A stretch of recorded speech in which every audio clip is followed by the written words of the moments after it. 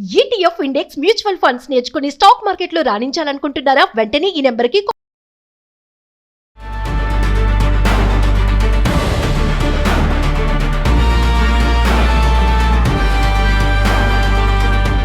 నమస్తే, welcome to Suman TV. Present మనతో పాటు ఉన్నారు corporate soft skills trainer Madhuravani గారు. నమస్తే మ్యామ్. నమస్తే అండి. మరి ట్రంప్ విషయానికి వస్తే రీసెంట్ గా H1B వీసా ఫీజు ఎప్పుడైతే సెప్టెంబర్ లో లాస్ట్ ఇయర్ సెప్టెంబర్ లో $1,00,000 ఫీజు కట్టాలి అని చెప్పేసి ఏదైతే ట్రంప్ తీసుకొచ్చాడో దాని ఇప్పుడు ఫెడరల్ కోర్ట్ స్టే ఇచ్చింది. ఇది దీనికి మేము ఒప్పుకోము అన్నట్టుగా ఆపారు ప్రస్తుతానికైతే. ఒకవేళ గనక నిజంగా అది కొట్టివేస్తే, ట్రంప్ కి గనక చెప్పినటువంటి దానికి ఎదురు దెబ్బగా పడి కొట్టేస్తే గనక మన ఐటీ సెక్టార్ లో ఉన్నటువంటి మన ఎంప్లాయీస్ కానీ, మరి అమెరికా వెళ్ళాలనుకునే వాళ్ళకి కానీ ఎలాంటి బెనిఫిట్స్ వస్తాయంటారు? ప్రెసెంట్ ఇప్పటికైతే హోల్డ్ లో పెట్టారు. బట్ ఎవరైతే యుఎస్ కి వెళ్ళాలనుకుంటున్నారో వర్క్ పైన కానీ, ఎడ్యుకేషన్ పైన కానీ, ఇది హోల్డ్ ఏది ఉందో అది ఎప్పుడైనా చేంజ్ అవ్వచ్చు. మళ్ళీ $1,00,000 చేయొచ్చు, ట్రంప్ $1,000 కూడా చేయొచ్చు. ఎందుకంటే యాక్చువల్ గా ట్రంప్ ఇది పెట్టిందే మన వాళ్ళు అక్కడ వెళ్లకుండా.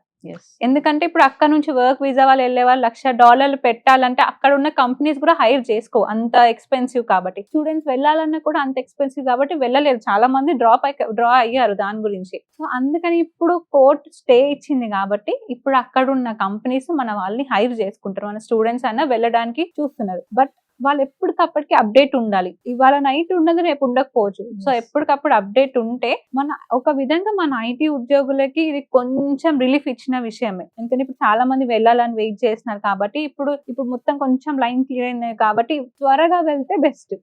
త్వరగా అక్కడ కంపెనీకి వెళ్ళి జాయిన్ అవ్వడం, వర్క్ చేయడం చేస్తే బెస్ట్. అసలు ఎందుకు మన వాళ్ళని ఎందుకు ఆపేయాలనుకుంటున్నాడు ట్రంప్?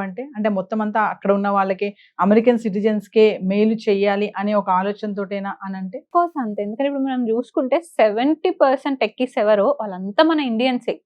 సో అక్కడ వాళ్ళకి ఓన్లీ 30%, ఆ 30% లో ఇంకో 10-20% వేరే కంట్రీస్ వాళ్ళే ఉంటారు. సో వాళ్ళ కంట్రీకి వాళ్ళకి ఎక్కువ ఛాన్సెస్ ఇవ్వాలని చెప్పి మనని ఆపడానికి ట్రై చేస్తున్నారు. సో మన వాళ్ళు ఏంటంటే యుఎస్ అంటే ఒక డ్రీమ్.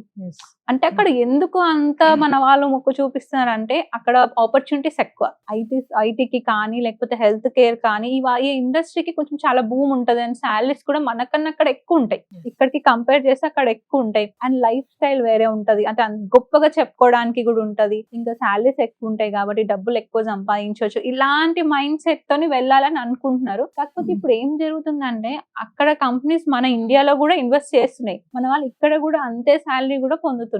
అంటే ఇప్పుడు మన వాళ్ళు ఎవరైతే వెళ్ళాలి అనుకుంటున్నారు అమెరికాకి, చాలా మంది ఇప్పటికే సంఖ్య తగ్గిపోయింది, ఆగిపోతున్నారు. చాలా మంది ట్రంప్ ఉన్నంత వరకు కూడా ఎవరు వెళ్ళొద్దని చెప్పేసి చాలా మంది అనలిస్టులు కూడా చెప్పడం జరుగుతుంది. సో మరి ఇప్పుడు వచ్చినటువంటి ఈ తీర్పు ఇంకా అవ్వలేదు. ఒకవేళ ఇది కనుక అమలు అయిపోతే మన వాళ్ళకి డోర్స్ ఈజీగా ఓపెన్ అవుతాయని అనుకోవచ్చా? ఇది స్టే ఉంది కాబట్టి ఒక కంప్లీట్ గా ఫైనల్ కట్ చేస్తే కూడా మన వాళ్ళకి ఈజీగా యాక్సెస్ ఉంటది. అంటే మళ్ళీ కూడా చెప్పలేం, ట్రంప్ మనం అధికారంలో ఉన్నంత వరకు ఎప్పుడైనా ఏదైనా చేయొచ్చు. అందుకే చెప్తున్నాను, వెళ్ళే వాళ్ళే ఉంటే ఎప్పటికప్పటికి అప్డేట్స్ తీసుకుంటూ ఉండాలి. ఎందుకంటే మీరు అన్ని రెడీ చేసుకొని పేమెంట్ చేసిన తర్వాత మళ్ళీ ఇంకొక స్టే ఇచ్చారు అనుకోండి, అప్పుడు మనకి మన స్టూడెంట్స్ కి కానీ, మన టెక్కీస్ కానీ కొంచెం సెట్ బ్యాక్, లాసే కదా. సో అందుకని ఎప్పటికప్పుడు తెలుసుకొని వెళ్తుంటే వాళ్ళకి బెనిఫిట్ ఉంటుంది. కమింగ్ టు మనం యుఎస్ఏ ఐటీ జాబ్ మార్కెట్ గురించి మాట్లాడుకుంటే, మరి లే ఆఫ్స్ అనేవి మనం ఎక్కడ పడితే అక్కడ చూస్తూనే ఉన్నాం. అటు అమెరికాలో కూడా ఇది కొనసాగుతుంది. ప్రెసెంట్ సిచ్యువేషన్ ఎలా ఉంది అనుకుంటే అక్కడ లే ఆఫ్స్ విషయానికి వస్తుంది? మనకి ఇంకా లే ఆఫ్స్ కొనసాగుతూనే ఉన్నాయి. ఎందుకంటే ఇప్పుడు అందరూ మనం అనుకున్నట్టు ఏఐ పైన ఎక్కువ ఇన్వెస్ట్మెంట్ చేస్తున్నారు. పర్టికులర్ గా యుఎస్ కంపెనీస్ అన్ని ఏఐ పైన చేస్తున్నారు కాబట్టి చాలా లే ఆఫ్ జరుగుతూనే ఉన్నాయి.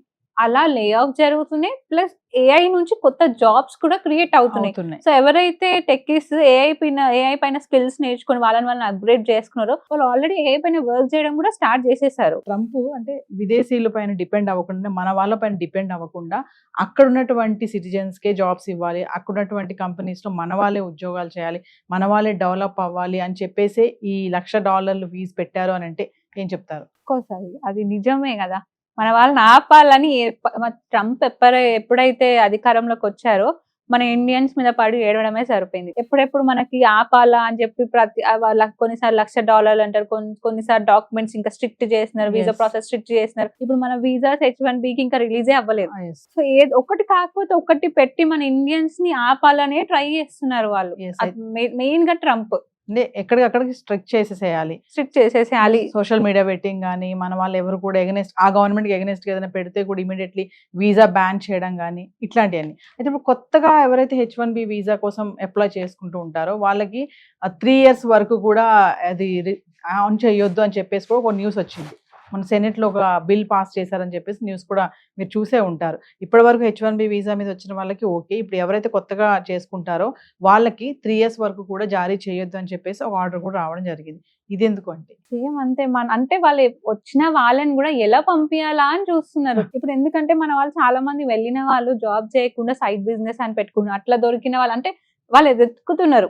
అంటే ఓన్లీ గవర్నమెంట్, ట్రంప్ గవర్నమెంట్ అనే కాదు, అక్కడ యుఎస్ సిటిజన్స్ కూడా వాళ్ళకు కూడా మన వాళ్ళ మీద చాలా అదైపోయింది. అంటే వీళ్ళు వచ్చి ఇక్కడ సెట్ అయిపోతున్నారు, మమ్మల్ని మా దేశాన్ని ఆక్రమిస్తున్నారు, వాళ్ళకి లేని కల్చర్స్ అని మనం ఇంట్రడ్యూస్ చేస్తున్నాం. బోనాలని, బతుకమ్మ అని అవన్నీ చేస్తున్నారు. సో వాళ్ళకి ఏంటంటే అవన్నీ చూసేసరికి వీళ్ళు వచ్చి మా కంట్రీలో చేయడం ఏంటి, ఇది మాది కదా అన్నట్టు ఎక్కడ దొరుకుతారా, ఎప్పుడు తీసేద్దామా, మనం చాలా చూసాం కూడా. చాలా మంది చంపేయడం కూడా జరిగింది. దాంట్లో మన ఇండియన్ వాళ్ళు కూడా పర్టికులర్ గా ఉన్నారు. సో మెయిన్ అక్కడ గవర్నమెంట్ కాకుండా అక్కడ యుఎస్ సిటిజన్స్ కూడా మన ఇండియన్స్ పైన టార్గెట్ చేయడం జరుగుతుంది. మన వాళ్ళు కూడా అంటే ఏ విషయానికి ఆ విషయం మాట్లాడుకోవాలి. మన వాళ్ళు కూడా ఒక దేశం వెళ్ళినప్పుడు ఇప్పుడు అక్కడ వాళ్ళు మన దగ్గరికి వస్తే మనం కూడా ఒప్పుకోం కదా, వాళ్ళు ఏదైనా కార్యక్రమం ఇక్కడ చేశారంటే. అలాగే మన వాళ్ళు కూడా అక్కడికి వెళ్ళి మీరు అన్నట్టుగానే కొన్ని ఫెస్టివల్స్ ఉన్నాయి, అవన్నీ కూడా వాళ్ళు రోడ్లు బ్లాక్ చేసేసుకొని అట్లా చేయడం వల్ల అక్కడున్న వాళ్ళు కూడా ఇబ్బందే కదా. ఎందుకు మన వాళ్ళు టర్న్ అవుతుంటే మేము సెటిల్ అయిపోయాం ఇక్కడ, ఇంకా మా ఇష్టము అన్నట్టు అనుకోవచ్చా? అంటే ఇప్పుడు వాళ్ళు ఆల్రెడీ అక్కడ సెటిల్ అయిపోయారు కాబట్టి వాళ్ళకి కూడా కొంచెం హక్కు ఉంటుంది. ఎందుకంటే మనకు అక్కడ ఇండియన్ కమ్యూనిటీస్ ఉన్నాయి, ఇండియన్ సొసైటీస్ ఉన్నాయి. సో వాళ్ళు మన ఫెస్టివిటీస్, మన కల్చర్స్ అన్ని మిస్ చేసుకోలేరు కదా. ఆ ఒక్క పండగ కోసం మొత్తం ఫ్యామిలీ ఇక్కడ రాలేరు కదా. ఇప్పుడు మనం చూసుకుంటే మొత్తం ఫ్యామిలీ యుఎస్ లో సెట్ అయిన వాళ్ళు ఉన్నారు. సో మన కల్చర్ ని మనం వదులుకోలేం కదా. ఎక్కడికి వెళ్ళినా మన ఇండియన్స్ అనేది ఒకటి మనకు ఉంటుంది కాబట్టి. సో అక్కడ ఆల్రెడీ వాళ్ళు అంత వర్క్ చేస్తున్నారు. ఇప్పుడు యుఎస్ అంత ముందుకు టెక్కి మెయిన్ గా సాఫ్ట్వేర్ లో చూసుకుంటే అంత ముందుకు వెళ్ళడానికి కారణం సగం మన ఇండియన్సే. సో వాళ్ళు కూడా ఏంటంటే వాళ్ళు మన కల్చర్ మనం వదులుకోదు కదా, మనం ఎక్కడ ఉంటే ఏంటి, మన కల్చర్ మనం చేసుకోవాలి కదా అన్నట్టు వాళ్ళు కూడా, మన ఇండియన్స్ కూడా అక్కడ ఫెస్టివల్స్ అన్ని కల్చరల్ యాక్టివిటీస్ చేయడం జరుగుతుంది.